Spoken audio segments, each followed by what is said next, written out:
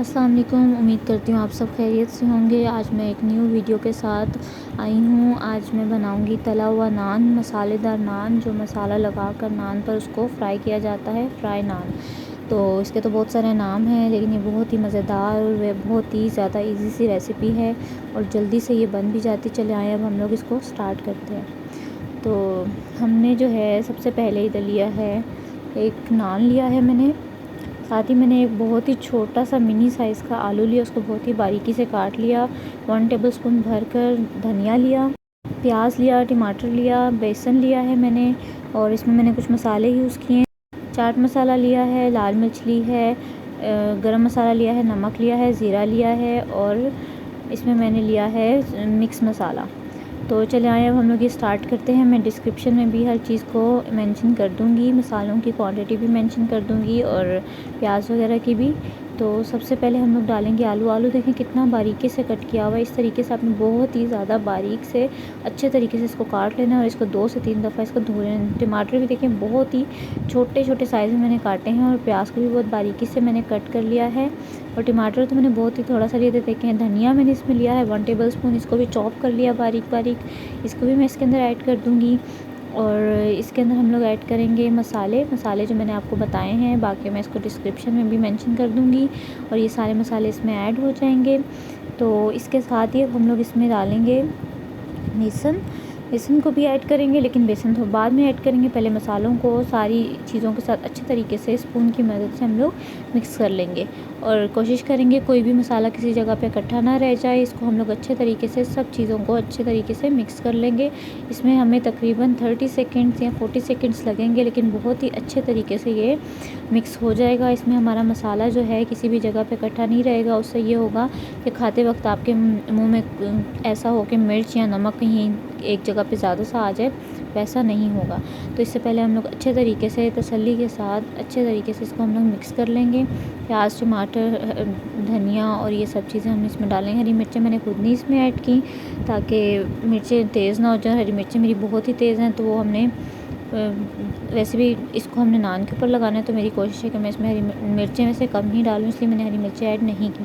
یہ دیکھیں جی، میں اس میں تقریباً میرا اس میں ایڈ ہوگا 5 سے 6 ٹیبل اسپون بھر کر بیسن۔ پھر بھی اگر آپ کے مسالے میں ہو کہ بیسن آپ کو کم لگ رہا ہے، وہ میں بھی آپ کو مکس کر کے بتا دیتی ہوں کہ آپ کو کیسے پتہ چلے گا کہ آپ کو بیسن بہت کم لگ رہا ہے۔ تو ابھی ہم لوگ دیکھ لیتے ہیں۔ تو یہ دیکھیں میں نے اس میں تقریباً 2 ٹیبل اسپون میں نے اس میں پانی ایڈ کیا ہے، اور اسی کے مدد سے ہم لوگ بیسن کو بہت اچھے طریقے سے سب چیزوں میں مکس کر رہے ہیں۔ تو یہ آپ نے دیکھنا ہے کہ ان سب چیزوں کو بہت اچھے طریقے سے ہم لوگ مکس کریں، کوئی بھی چیز ہماری جو ہے ایک جگہ نہ رہ جائے، اور بیسن بھی ہمارا اچھے طریقے سے مکس ہو جائے، کسی جگہ پہ پاؤڈر نہ رہے۔ اس سے جو ہے پھر فرائی ہونے کے بعد بھی آپ کے منہ میں پاؤڈر ہی آئے گا، تو پھر اس سے کھانے کا سارا ذائقہ مزہ خراب ہو جائے گا۔ تو اس میں جو ہے یہ دیکھیں آپ کو جو پیاز لگ رہا ہے، اگر کوئی موٹا ہے تو آپ اس کو ہاتھ کی مدد سے تھوڑا پریس کر لیں۔ جس طریقے سے آپ اس کو اچھے طریقے سے مکس کریں گے زور سے، تو اس سے ہمارے جو پیاز اور باقی چیزیں اچھے طریقے سے مکس ہو جائیں گی، اس میں مسئلہ ہی نہیں ہوگا۔ اب دیکھیں آپ کو یہیں سے نظر آ رہا ہے کہ سب چیزیں الگ الگ ہیں، تب ہمیں پتہ چلے گا جب ہر چیز یکجا ہو جائے گی، تو مطلب ہمارا مسالہ، ہمارا بیسن سب کچھ ٹھیک ہے اور بالکل پرفیکٹ ہے۔ تو اس میں اب آپ نے دیکھنا ہے، یہ دیکھیں اس طریقے سے آپ نے سائڈوں پہ بھی دیکھنا ہے کہ نہ لگے، اور اچھے طریقے سے یہ مکس ہو جائے تاکہ آپ کا بیسن اور مسالے وغیرہ بھی ضائع نہ ہوں۔ تو یہ دیکھیں جی، اپنے ہاتھوں کی مدد سے میں اس کو اچھے طریقے سے کر رہی ہوں۔ آپ نے دیکھنا ہے کہ آلو کو بھی آپ نے 2 مرتبہ اچھے طریقے سے دھو لینا ہے، تاکہ اس میں کوئی مٹی یا کسی قسم کی کرک جس کو کہتے ہیں وہ نہ آئے کھاتے ہوئے، اس سے ہمارے کھانے کا سارا ذائقہ، سارا ٹیسٹ ختم ہو جاتا ہے۔ تو اب جو ہے ہم لوگوں نے اس میں تھوڑا سا اور میں نے اس میں بیسن ایڈ کر لیا، تو اس کو بھی مکس کر لیا۔ مسالہ ہمارا اتنا پرفیکٹ بن چکا ہے۔ میں نے ادھر نان لیا ہے، میں پین لے رہی ہوں، پین میں جلدی سے اس میں کینولیف کا آئل ایڈ کروں گی، تب تک کہ جب تک ہمارا نان کے اوپر ہم لوگ چیزیں وغیرہ مکس کر رہے ہیں، تب تک ہمارا آئل جو ہے اچھے طریقے سے گرم ہو جائے، تاکہ ایزیلی ہمارا جو نان کے اوپر مسالہ لگا ہوا ہے وہ اندر تک اچھے سے کک ہو جائے، فرائی ہو جائے، اور ہمارا نان بھی کرسپی سا رہے جی۔ تو اب ہم لوگ اس کو ایڈ کریں گے، اس کو ہم لوگ باٹل کو کھولیں گے اور جلدی سے ہم لوگ اس میں آئل ڈال دیں گے۔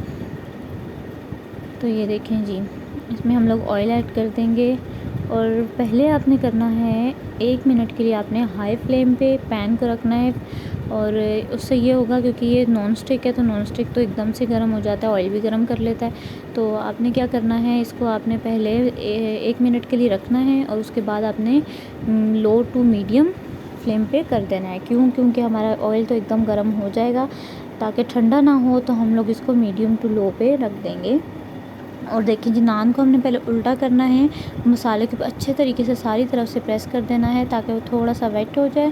تو اس سے دیکھیں ہمارا جو مسالہ وغیرہ ہے، جو اس کا تھوڑا سا پانی ہے، اس سے ہمارا جو نان ہے تھوڑا سا سیٹ ہو گیا ہے۔ اب ہم لوگ ہاتھ کی مدد سے یہ مسالہ اچھے طریقے سے نان پہ لگا دیں گے۔ جتنا زیادہ مسالہ ہو اتنا زیادہ مزے کا لگتا ہے، لیکن اس کا آپ نے یہ خاص خیال رکھنا ہے، یہ تھوڑا ٹائم لے گا، اور آپ نے اس کو تھوڑی سی میڈیم ٹو لو پہ رکھنا ہے تاکہ اندر تک جو مسالہ ہے وہ اچھے سے کوک ہو جائے۔ اس سے یہ ہوگا کہ اگر آپ ہائی پہ بنائیں گے تو آپ کا جو اندر کا مسالہ ہوگا، مطلب جو پہلی لیئر تھی مسالے کی نان کے اوپر جو لگائی ہے، وہ کچی رہ جائے گی، وہ کوک نہیں ہوگی، اور اوپر والا فرائی ہو جائے گا، اور اس سے پھر کھاتے ہوئے آپ کو بہت زیادہ ٹیسٹ خراب ہوگا کھانے کا۔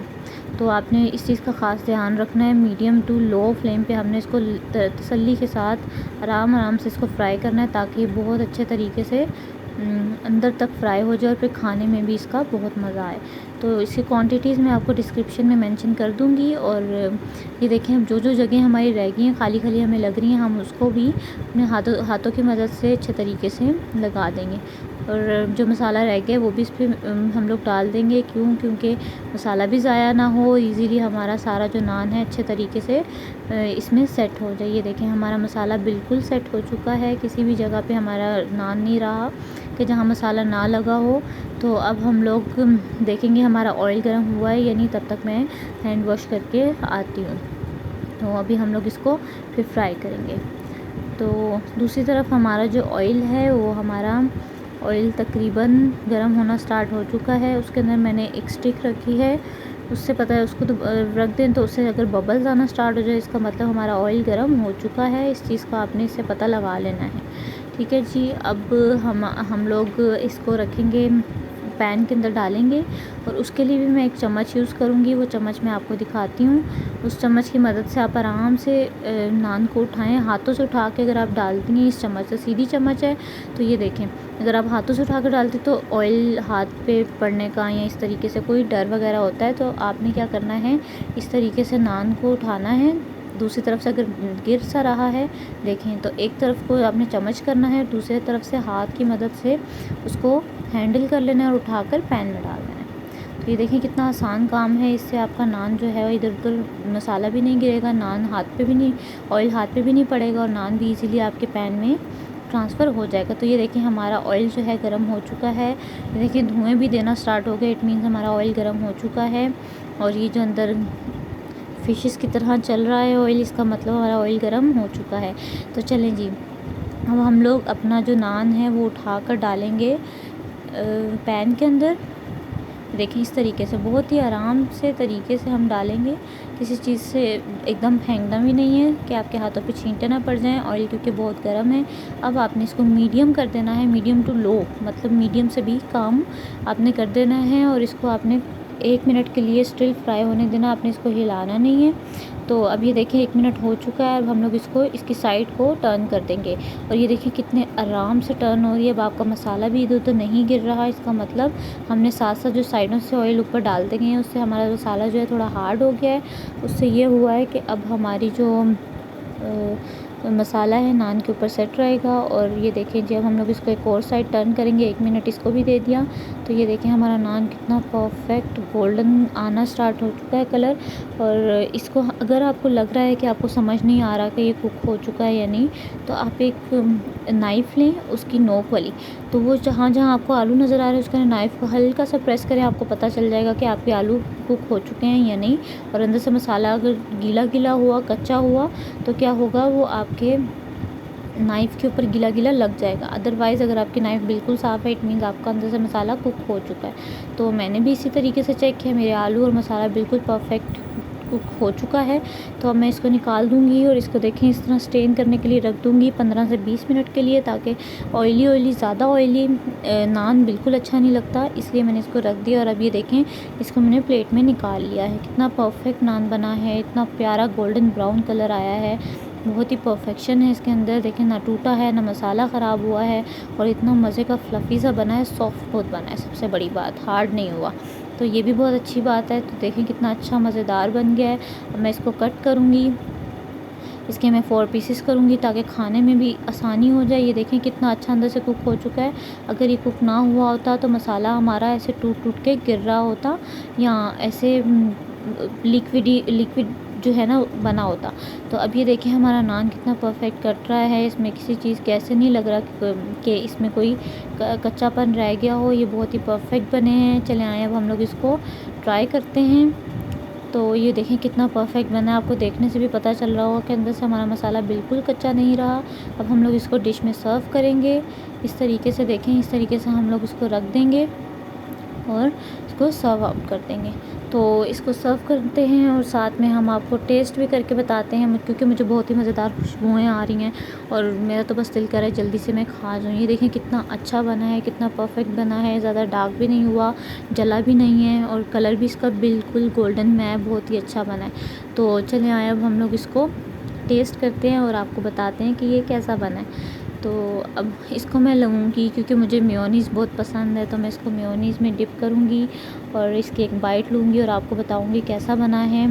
तो ये तो बहुत ही मज़ेदार बना है, बहुत ही मज़ेदार बना है, और बहुत क्रिस्पी बना है, फ्लफ़ी बना है, और इसका नमक मिर्च और हर चीज़ परफेक्ट है। तो आप भी लाज़मी ट्राई कीजिएगा। देखें कितना सॉफ्टू सा है, इसमें कोई भी ऐसी चीज़ नहीं है कि हार्ड हुआ हो। तो आप भी लाज़मी ट्राई कीजिएगा और कमेंट बॉक्स में मुझे लाज़मी बताइएगा। अपना बहुत सारा ख्याल रखिएगा। अल्लाह हाफ़िज़।